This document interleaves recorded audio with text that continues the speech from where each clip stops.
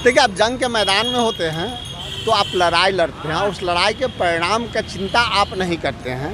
हाँ, इसमें कहीं दो राय नहीं कि वो कांग्रेस पार्टी की सीट थी, पिछले बार हम लड़े थे, परंतु सर्वसम्मति से महागठबंधन के शीर्ष नेतृत्व ने यह निर्णय लिया कि दोनों सीटों पे आरजेडी के उम्मीदवार लड़ेंगे और हम सब मिलकर उस उम्मीदवार को अपने उम्मीदवार की तरह संघर्ष करके, मेहनत से, लगन से, पसीना बहा के भारी मतों के अंतर से जिताएंगे।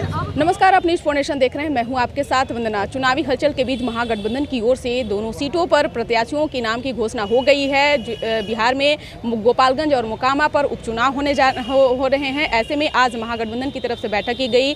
7 घटक दल मिलकर के जिस तरह से बिहार में महागठबंधन की सरकार चला रहे हैं, लेकिन ऐसा नहीं लग रहा है कि 7 घटक दलों में एकता है। हमारे साथ बात करने के लिए हैं कांग्रेस मुख्य प्रवक्ता राजेश राठौर जी।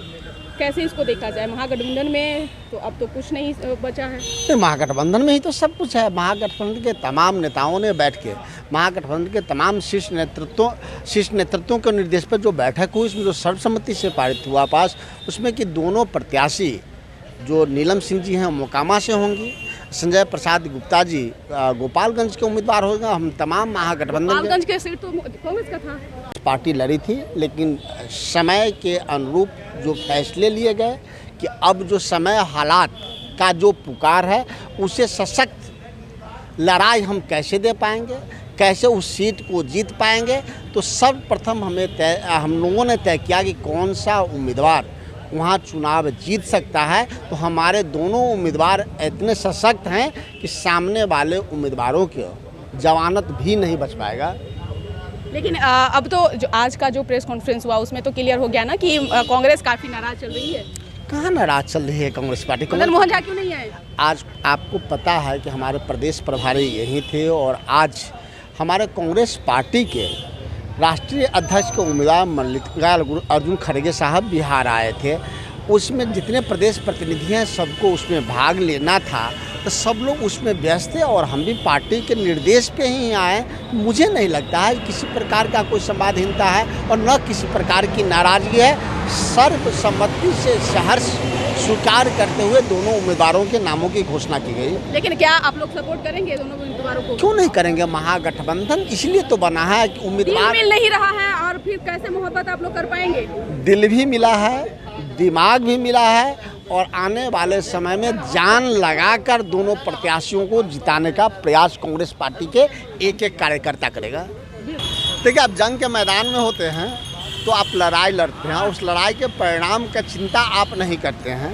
हाँ, इसमें कहीं दो राय नहीं कि वो कांग्रेस पार्टी की सीट थी, पिछले बार हम लड़े थे, परंतु सर्वसम्मति से महागठबंधन के शीर्ष नेतृत्व ने यह निर्णय लिया कि दोनों सीटों पे आरजेडी के उम्मीदवार लड़ेंगे और हम सब मिलकर उस उम्मीदवार को अपने उम्मीदवार की तरह संघर्ष करके, मेहनत से, लगन से, पसीना बहा के भारी मतों के अंतर से जिताएंगे। अब तो महागठबंधन में घमासान होना तो बाकी है। कहेगा घमासान? महागठबंधन घमासान के लिए थोड़ी बनता है। महागठबंधन एकाग्रता के लिए बना है, एक होने के लिए बना, और एक होकर कौन कितना जीतता है ये उद्देश्य नहीं है। हम सब मिलकर भारतीय जनता पार्टी को कितना समझते हैं, ये उद्देश्य है हम लोग का। आप लोगों की इसी सब बात को लेकर के जो है नाराजगी रही है, और फिर एक बार वही चीज हो रहा है कि सब कुछ तेजस्वी यादव ही हैंडल कर रहे हैं। देखिए, कहीं दो राय नहीं कि बिहार के हमारे तेजस्वी यादव जी बड़े नेता हैं, नीतीश जी बड़े नेता हैं, देश में हमारे राहुल गांधी ही सर्वोपरि नेता हैं, इसमें कहीं दो राय नहीं। लेकिन यह सीट कैसे जीती जाए, इस पे बहस हुई और सीट दोनों प्रत्याशी हमारे सशक्त और मजबूत हैं और हमारे शीर्ष नेतृत्व का फैसला है, इसलिए कहीं से कोई शिकवा और शिकायत नहीं है। हमारे दोनों प्रत्याशी भारी मत जीतेगा।